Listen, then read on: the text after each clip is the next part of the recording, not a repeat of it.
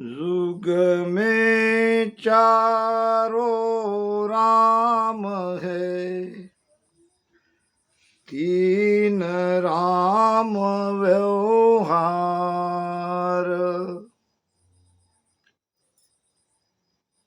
चौथा राम निज सार है, सत स्वरूप विचार।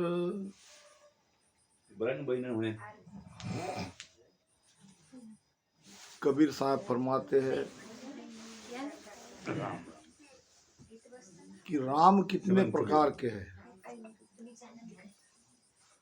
युग में चारों राम है, तीन राम व्यवहार। इस संसार में, जगत में चार प्रकार के राम है, तीन राम व्यवहार। व्यवहार का मतलब क्या? तीन राम को जाना जा सकता है, परखा जा सकता है। सभी इन तीन रामों को जानते हैं। चौथा राम निज सार है, सत्य स्वरूपी विचार। जो चौथा राम है वही सार है, उसका विचार करना है, उसकी भक्ति करना है, उसकी प्राप्ति के लिए। ये हमारा मनुष्य शरीर संपूर्ण श्वासा उसमें अगर लग जाए तो भी ये बढ़िया सौदा है। कहते हैं कि कौन राम दशरथ घर डोले, कौन राम घटघट में बोले, कौन राम का सकल पसारा, और कौन राम है सबसु न्यारा। प्रश्न भी पूछा गया है, उसका जवाब भी दिया गया है। कबीर साहब ने कहा था कि एक राम दशरथ घर डोले, एक राम घटघट में बोले, एक राम का सकल पसारा, एक राम है सबसु न्यारा। जब ये ज्ञान मिला तो तब पूछा गया कि कौन राम दशरथ घर डोले। दशरथ के घर जो राम है वो राम कौन सा? सबके घटघट में डोल रहा है वो राम कौन सा? किस राम का ये पसारा है? ये संपूर्ण जड़ चेतन सृष्टि किसने बनाई है? और कौन राम इन सबसे अलग है? तो कहा गया आकारी दशरथ घर डोले, निराकार घट घट में बोले, बिंदु राम का सकल पसारा, निरालंब है सब सुन्यारा। अब इन चारों रामों को हमको समझना है।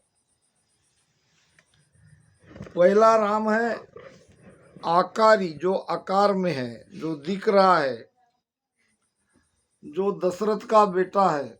एक राम दशरथ का बेटा। अब ये दशरथ के भी दो अर्थ होते हैं। अब एक दशरथ तो सभी जानती है, अयोध्या के राजा जिसका बेटा अवतार भगवान राम थे। दूसरा दशरथ का अर्थ होता है 10 इंद्रियों के साथ जो रथ है। अब 10 इंद्रियों से बना है ये शरीर। पहला राम तो ये शरीर है, आकार है, माया है। तो ये माया की भक्ति तो हमें करनी ही नहीं है, उसके लिए ये श्वासा हमें लगानी नहीं है, क्योंकि माया चंचल है। माया से कभी आज तक न कोई तृप्त हुआ न होगा। एक राम दशरथ का बेटा, यह है माया। और एक राम घट घट में बैठा। अब ये घट में बैठने वाला राम कौन है? तो ये है जीव, जीव आत्मा। सभी के शरीर में ये जीव तो है, और जीव है इसीलिए तो परमात्मा को मिलना चाहते हैं हम। जीव भाव में आने से ये अज्ञान के कारण हम परमात्मा से दूर हो गए। तो ये दूसरा राम है जीव आत्मा, पहला राम है माया। एक राम का सकल पसारा। अब ये सकल पसारा किस राम का है? वो राम है काल। वो राम है काल। अब वो काल कहाँ है? किसको कहते हैं काल? काल कहाँ है? काल कौन है? तो उत्तर दिया है महापुरुषों ने, काल काल सब ही कहे, काल न चीने कोय, जेती मन की कल्पना, से सब काल कहाय। काल क्या है? काल है हमारे मन की कल्पना। मन के अंदर हजारों कामनाएं हैं, एक आती है एक जाती है। ये विचारों से, कामना से मन कभी अलग नहीं होता। ऐसा नहीं है कि मन विचार कर रहा है और हम अलग है। वो हमारे साथ लेके विचार कर रहा है। मन अपने आप में स्वयं कुछ नहीं कर सकता। हालांकि सभी पसारा मन का है। हमारे गुरु महाराज ने कहा है मन की राड़ ग्रंथ में कि सब जग बसिया मन घर माई। ये सारा संसार मन की उपज है। सारे जगत को मन ने बनाया है, और ये मन ही तीसरा राम है, और मन ही काल है। अब काल से दूर होना है तभी जाएंगे मोक्ष में, ऐसे भी कहते हैं। काल काल सब कहे, काल न जाने कोई काल क्या है। अब ऐसे हम बता देते हैं, मनुष्य का शरीर निकाल के ऐसे ऐसे स्थान बताते हैं, वहां बताते हैं ये पूरा एरिया काल का है, इसके परे चले गए तो पहुंच गए अमरलोक में। ये तो एक ध्यान के माध्यम से वो स्थिति की बात वहां दर्शाई गई है, और जाना भी है शरीर से बाहर। मगर असली बात तो सारी घट में ही होती है। जब हमारे भीतर वो सत्यबद्ध नियंचर आया, नियंचर के साथ हमारी यात्रा प्रारंभ हो गई, तो भीतर में क्या क्या छूटता है ये देखना, इसको समझना, इसको जानना बहुत जरूरी है। आखिरी बचता है वो काल, जिसको हम घट के अंदर वो मन है और बाहर में वो काल है। तो ये मन से अलग होना है, मन से विचारों से अलग होना है। कहते हैं कि त्रिकुटी में मन पकड़ में आता है। कैसे समझे कि हमने त्रिकुटी में मन को पकड़ा? त्रिकुटी में जब ध्यान आता है तो विचार शून्य हो जाते हैं। धीरे धीरे हम वो परम शून्य के ओर आगे बढ़ने लगते हैं।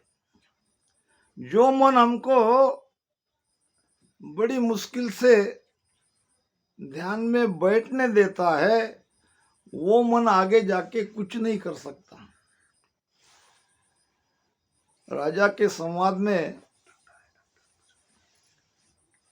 हरदस के माध्यम से महाराज ने एक बहुत बढ़िया बात कही है। महाराज का कहना है कि ये जीवात्मा अज्ञान के कारण, भ्रम के कारण अपने आप को भूल बैठी है। उसके कारण वो वहां तक नहीं पहुंच रही है। और उसमें ये चित्त मन ये बुद्धि इसके अंडर में रहती है। जहाँ मन ले जाएगा वहाँ जाती है। ये चित्त मन बुद्ध अहंकार मन के ही 4 रूप है। उसमें मन विचार करता है, फिर दूसरी जो यंत्रणा है मन के बाद बुद्धि, बुद्धि करती है निर्णय, और चित्त में रहता है याद, चित्त याद करता है, मन विचार करता है, बुद्धि निर्णय करती है और अहंकार सारी क्रिया करवाता है। और ये सब हमारे आधार से होता है और हमें पता नहीं है। हम अपने आप को पूरी तरह से भूल जाने के कारण ये सब हो रहा है और होता रहेगा। अगर हम अपने आप को नहीं जाने, उस पद तक नहीं पहुंचे तो ये चितमन बुद्ध अहंकार के अंडर ये जीवात्मा फंसी हुई है। तो गुरु महाराज कहते हैं, अड़ा पिंगला करे आरती, सुखमण झालर बाजे, रामा अड़ा पिंगला करे आरती, सुखमण झालर बाजे, चित मन सूरत हजूरी, चाकर चित मन सूरत हजूरी, चाकर जिंग सबद धुन गाजे वो राजा, ऐसा बेस हमारा। महाराज फरमा रहे, अड़ा पिंगला करे आरती, सुकमण झालर बाजे। झालर किसे कहते? घंटा को। त्रिकुटी से आगे 10 प्रकार के नाद सुनाई देते हैं। वास्तव में वो शब्द है अनाहत।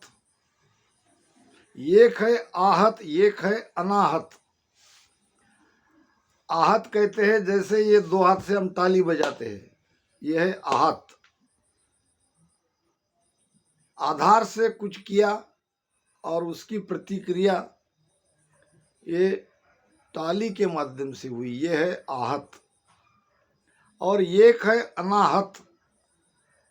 ताली तो बज रही है मगर दोनों हाथ से नहीं, एक हाथ से।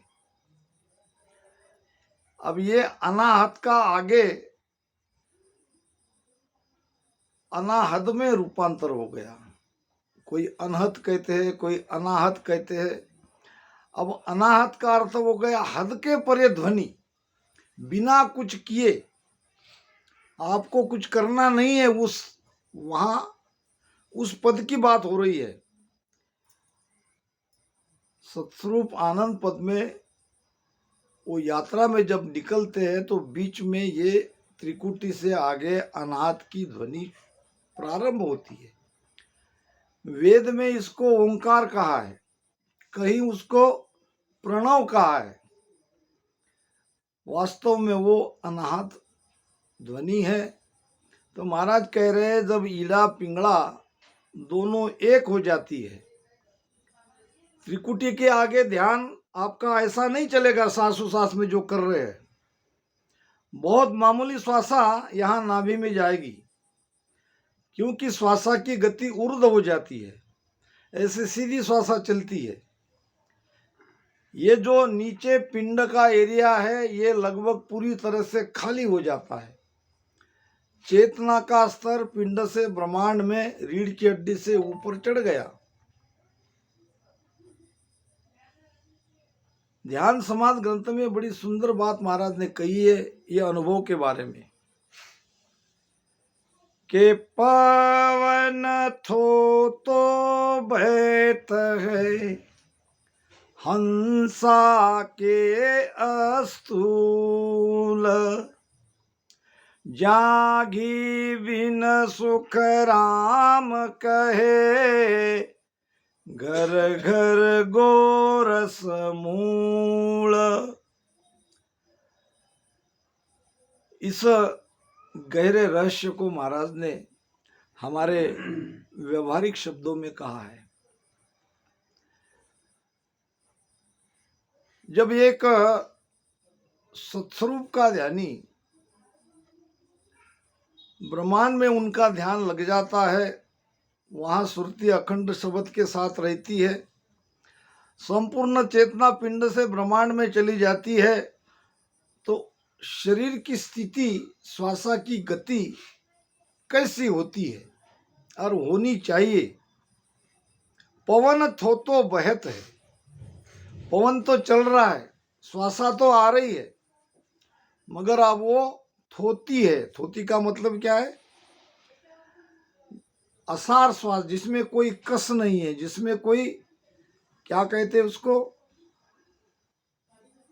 भरी हुई, और उसके अपोज में थोती हमारे भाषा में आते हैं, जिसमें कण नहीं है, दाने नहीं है, दिख तो रहा है मगर उसमें कोई सार नहीं है। इस प्रकार से हमारी पूरी श्वासा ऐसी ऊर्ध्व गति हो जाती है, ईड़ा पिंगला एक हो जाती है, ऐसी सुषुम्ना चलती है। फिर श्वास तो आ ही रही है, क्योंकि ऑक्सीजन तो हम ले ही रहे हैं, हम जीवित है। तो वो ऑक्सीजन पहले वाली ऑक्सीजन के जैसे नहीं रहेगी। पहले वाली ऑक्सीजन कैसी रहती?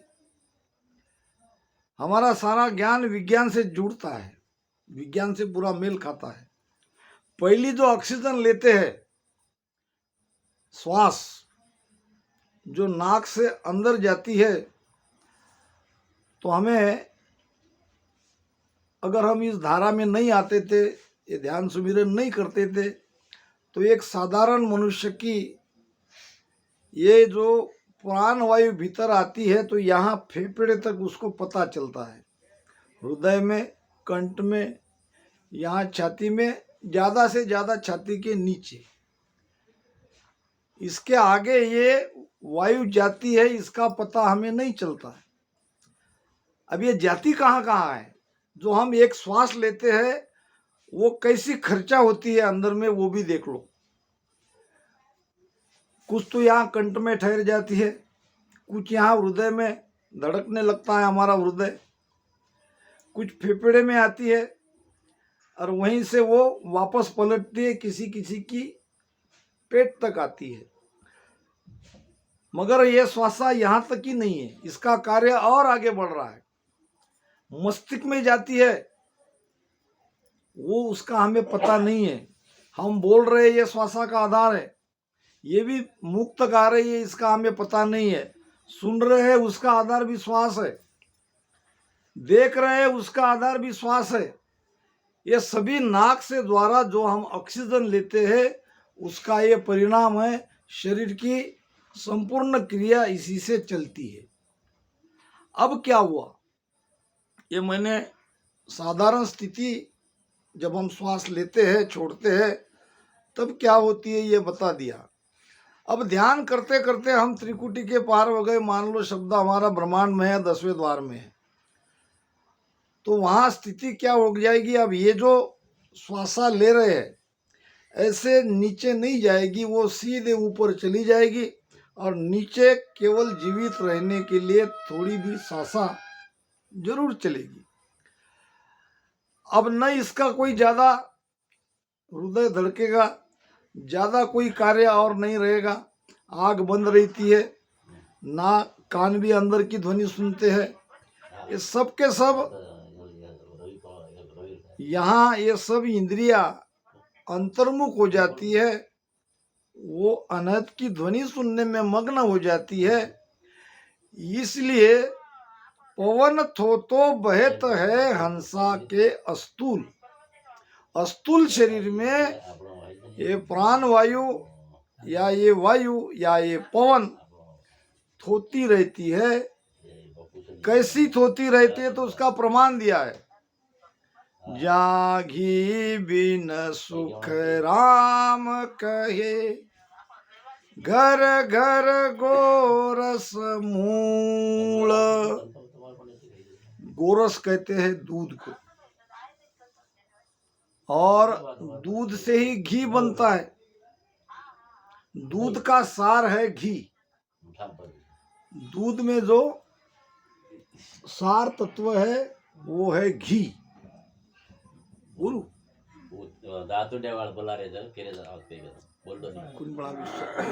को बोले पद बोला, जा घी बिन सुखराम कहे, घर घर गोरस मूल।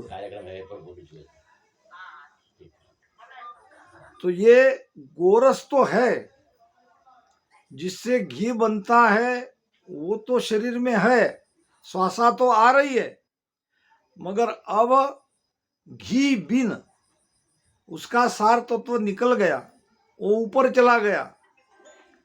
कहते हैं कि सार कबीरा ले गया, छाछ पिए संसार। असली चीज तो ऊपर चली गई। जहाँ घी बिन सुखराम कहे, घर घर गोरस मूल। घर घर यानी ऐसे संतों के सभी घट में जो पवन चल रही है, जो वायु चल रही है, उसमें वो सार तत्व नहीं है, वो सब ऊपर चली जाती है। तो इस प्रकार से ये स्थिति होती है। अड़ा पिंगला करे आरती, अनहद झालर बाजे। ये अनहद की ध्वनि बिना बजाए अपने आप बजती है। इसमें बांसुरी की आवाज है। नहीं तो निर्गुण बोध ग्रंथ देखो, ध्यान समाधि देखो, सारी बातें महाराज ने विस्तृत क्लियरता से लिखी है। उनको जो अनुभव हुआ है वो, उसमें शंख है, डप है, और ये रात में जो रात कीड़ी की जैसी आवाज है वो भी है। ये 10 प्रकार की ध्वनि प्रारंभ में होती है। ये भी उस देश का अनुभव नहीं है, मगर ये सब इससे गुजरना पड़ता है। अब ये तो हो गया ध्यान का अनुभव। ध्यान के माध्यम से ये सारी चीजें हमारे अनुभव में आएगी। अब इसका परिणाम हमारे ऊपर क्या होता है, दोनों तरफ से हमको देखना पड़ेगा। जब मेरे जैसा कोई कह रहा है कि मेरा ध्यान 10वें द्वार में है और मैं ये सारी ध्वनियां सुन रहा हूं, आप तो मान लोगे, मगर मुझे ये भी चेक करना पड़ेगा कि चितमन सूरत हजूरी चाकर, ये चितमन सूरत मेरे चाकर बने क्या, मेरे दास बने क्या, मेरे अंडर में आ गए क्या चितमन सूरत हुजूरी। हुजूरी नाम दास हो जाना, बस में हो जाना। अगर ये सब हो रहा है तो वो जिंग ध्वनि भी उसकी सही है और सब कुछ ध्यान की स्थिति उसकी बराबर है। ये चित्त मन जो सुरती है, चित्त है, मन है, ये हमारे चाकर नहीं थे, हम उसके चाकर थे। ये मन हमको अपने बस में करके रखा था। ये सुरती मन के बस में थी। ये सुरती मन के बस में रहने के कारण ही तो हम परमात्मा से दूर हो गए। सूरत फंसी संसार में, ताते पड़ गए दूर। ये सुरती संसार में फंसी है, यानी मन के साथ फंसी है, इसलिए हम परमात्मा से दूर हो गए। अब क्या करो, सुरती बांध स्थिर करो। अब सुरती को बांधो, सुरती को स्थिर करो। सुरती स्थिर हो जाएगी, सुरती इधर उधर नहीं भटकेगी। आटो पोहर हजूर, आटो पोहर, वो परम आनंद के साथ आप रहोगे, वो अनुभव आता रहेगा। अब सुरती बंदी नहीं जाएगी, सुरती को नहीं बांध सकते। इथं महाराज आपल्याकडे नवीन लोक आहेत हो, आणि खालचे लोक आहेत। ठीक ठीक ठीक, आणि बढ़िया, यांना हा जो अभ्यास आहे हे त्यांच्या डोक्याच्या वरून जातो। बढ़िया बढ़िया, ठीक ठीक ठीक। तो सुरती बांधी कैसे जाती है? तो शब्द के साथ। शब्द आता है सदगुरु के माध्यम से। अभी भजन गाया है, कृपा करो गुरा शिष्य उतारो। कृपा में यही तो मांगना है। शिष्य तरेगा कब? जब वो शब्द जगेगा, वो नियंचर जगेगा। नियंचर के बिना ये सुरती बंदी नहीं जाती, सुरती स्थिर नहीं हो सकती। और ये नियंचर आता है सदगुरु की कृपा से। इसके लिए ही तो सुमिरन करना पड़ता है। बिना सुमिरन किए वो शब्द नहीं जगेगा। सुमिरन में ही पूरी तरह से समर्पण चाहिए, भाव से, प्रेम से सुमिरन करना पड़ेगा, तब यह शब्द जगेगा। शब्द के साथ सुरती लग जाएगी और फिर वो सुरती स्थिर हो जाएगी। तो इस प्रकार गुरु महाराज ने एक जगह और अच्छी बात कही है। ये विषय फिर हो जाएगा, फिर हम नया विषय लेंगे। यहाँ कुछ हंस आज ही शायद आ सके सत्संग में, तो उनके समझ में नहीं आएगा। आत्मसार में कहा है, स्वदेशे न किया हम पेली, पाँच बीस जुग बांध्यो, पहले से न किया हम पेली। 14 से न किया हम पेली। क्या किया? पहले शेन किया। शेन नाम सगा, अपनी तरफ मिलाया। किसको मिलाया? 14 को। ये 14 कौन? तो 5 ज्ञानेन्द्रिया, 5 कर्मेंद्रिया और मनबुद्धि चित्त अहंकार। ज्ञानेन्द्रिया आप समझते हो, ज्ञानेन्द्रिया उसे कहते हैं जिससे ज्ञान होता है। 5 ज्ञानेन्द्रिया कौन कौन सी है? पहले तो ये आँख है। आँख से कौन सा ज्ञान होता है? देखने का। कान से सुनने का। नाक से सुगंधी लेते हैं, दुर्गंधी लेते हैं। गंध का स्वाद नाक से आता है। और रसना से स्वाद आता है। खट्टा, मीठा, फीका, तेज जो भी है, उसकी वो परख रसना से हो जाती है। त्वचा से स्पर्श का ज्ञान मिलता है।